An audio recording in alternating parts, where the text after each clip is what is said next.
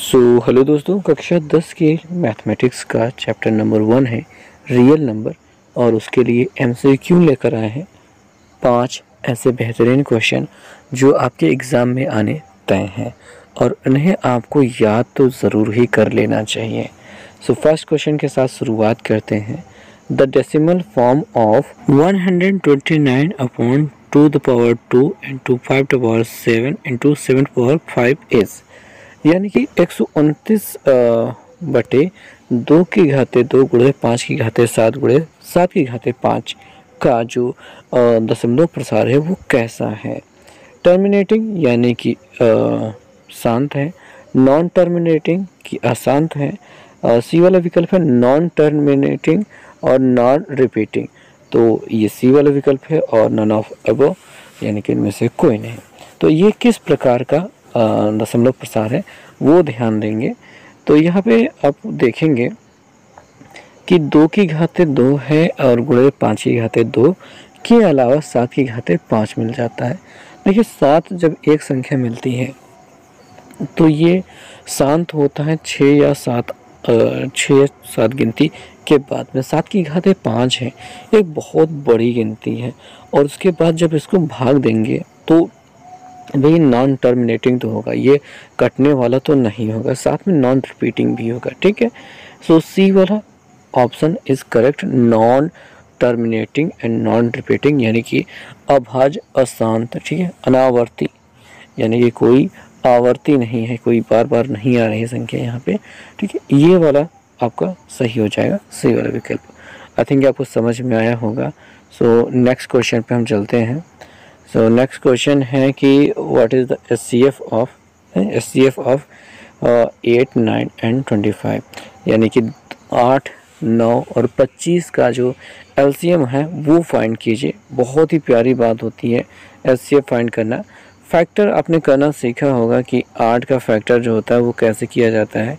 2 से करेंगे तो आपको मिल जाएगा 4, फिर 2 से करेंगे तो मिल जाएगा 2 और फिर 2 से करेंगे तो 1 मिल जाएगा। और फिर अगर हम 9 का जो फैक्टर है वो करना शुरू करें, वो 3 से काटते हैं 3 मिलता है, 3 से काटते हैं तो 1 मिलकर के ख़त्म हो जाता है।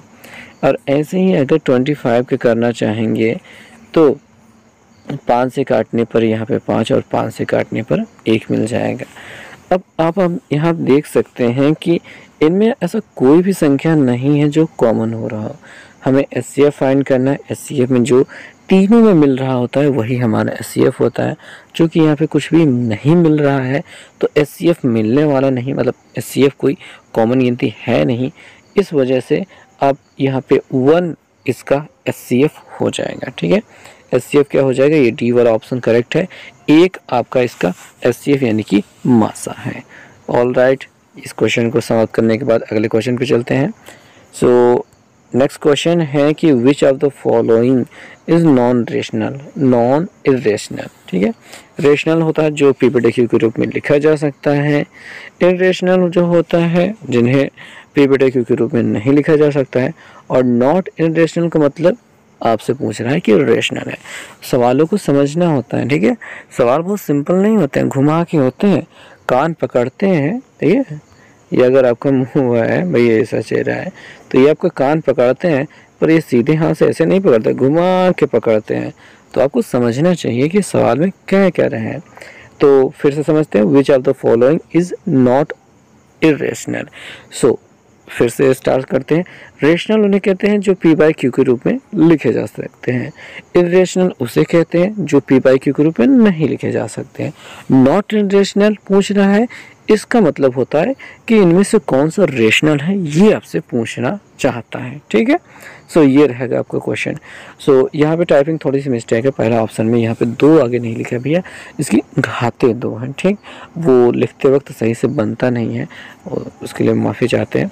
अच्छा, पहले वाले की बात अगर हम ध्यान से देखना चाहें, बात को समझना चाहें कि यहाँ पे ये परिमेय संख्या रेशनल है कि नहीं है। ठीक है, तो अगर आप समझ रहे हैं इसका जो स्क्वायर होगा तो आगे वाले का स्क्वायर तो 2 स्क्वायर हो जाएगा, प्लस √3 का स्क्वायर कर देंगे, -2 × 2 × √3 × √3 मिल जाएगा। इसका 4 हो जाएगा, इसका 3 हो जाएगा और ये 2 2 4 रूट 3 मिल जाएगा।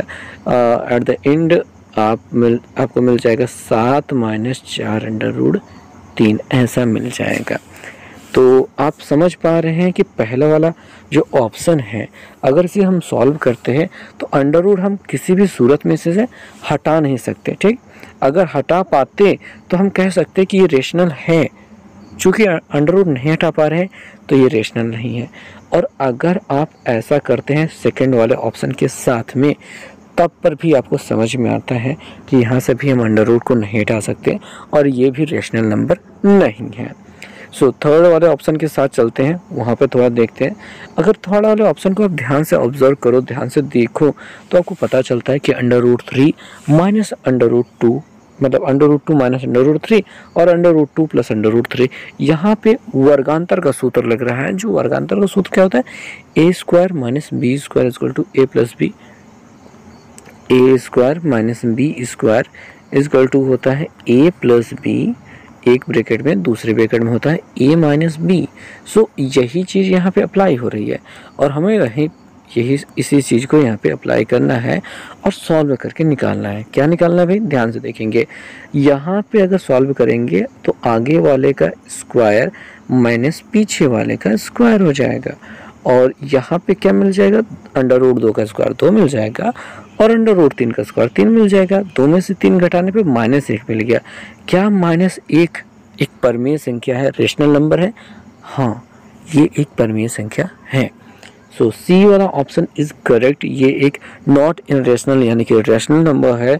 और डी वाले विकल्प में आप देख सकते हैं कि अंडर रूट 7 लिखा गया है और अंडर रूट 7 आप यहाँ से हटा नहीं सकते किसी भी सूरत में। सो ये भी एक इरेशनल नंबर है।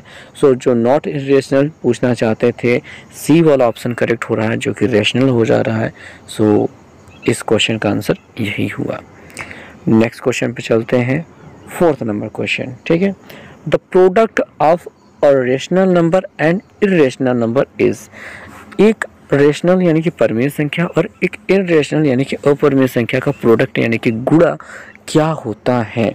Rational irrational both of above none of अबो, यानी कि परमेय होता है कि अपरमेय होता है कि दोनों होता है कि इनमें से कुछ भी नहीं होता है।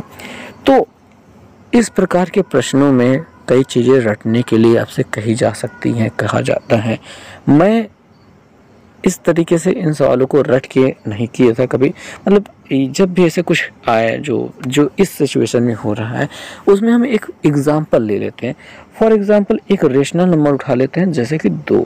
एक परमेय संख्या हमने ले ली है 2 एक परमेय संख्या है। और एक इन रेशनल नंबर यानी कि अपरमेय संख्या ले लेते हैं। अब अंडर रूट 2 रखेंगे तो वह एक अपरमेय संख्या है। इन दोनों के प्रोडक्ट की बात करें तो मल्टीप्लिकेशन।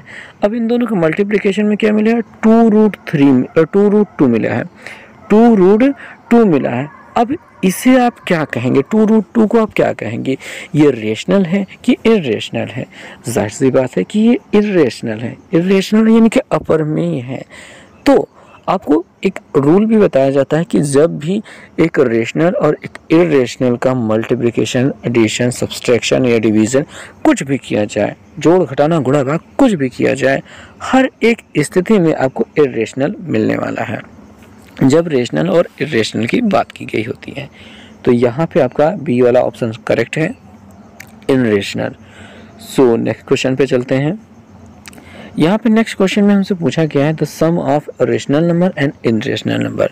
एक परमेय संख्या और एक अपरमेय संख्या का जो योगफल होता है वो क्या होता है? एक रेशनल होता है, इरेशनल होता है। अभी हमने आपको एक बहुत ही सिंपल सी प्यारी सी बात बताई, जैसे कि आप एक रेशनल नंबर ले लें 2 और एक इरेशनल नंबर ले लें अंडर रूट 2। इन दोनों का सम, ये जो पूरा प्राप्त हुआ है, ये कैसा है, रेशनल है कि इरेशनल है? बहुत सही जवाब आपने कहा, ये इनरेशनल है। अब इनरेशनल होने की वजह से आपका ये वाला बी वाला ऑप्शन करेक्ट है। आप ऐसे कोई भी एक रेशनल और एक इरेशनल लेकर के उन दोनों का ऐड करके आप चेक कर सकते हो। यहाँ तक कि आपका जो अगर इसमें डिफरेंस का बात की जाए, डिवीज़न की बात की जाए, भाग की बात की जाए, घटाव की बात की जाए, हर एक स्थिति में ये काम करता है। आप ऐसे एक उदाहरण मतलब सोच करके एज्यूम करके आप अपने करेक्ट आंसर तक बहुत आसानी से पहुंच सकते हो। बाकी ये बात तो नियम बताया ही जाता है कि किसी भी परमेय और अपरमेय संख्या का योग यानी कि रेशनल और इरेशनल का योग मतलब जोड़, घटाना, गुणा, भाग, हर एक स्थिति में आपको अपरमेय संख्या ही प्राप्त होती है। ठीक, इसके अपोजिट अगर आप एक परमेय और एक देखिए दो इरेशनल नंबर ले लेते हैं तो हो सकता है कि वो इरेशनल भी हो जाए या फिर रेशनल भी हो जाए, वो मे बी पॉसिबल। जो उसकी स्थिति होती है वो इस हिसाब से बिहेव करता है। बट अभी तो ये इरेशनल ही होने वाला है, यानी कि अपरमेय ही होने वाला है।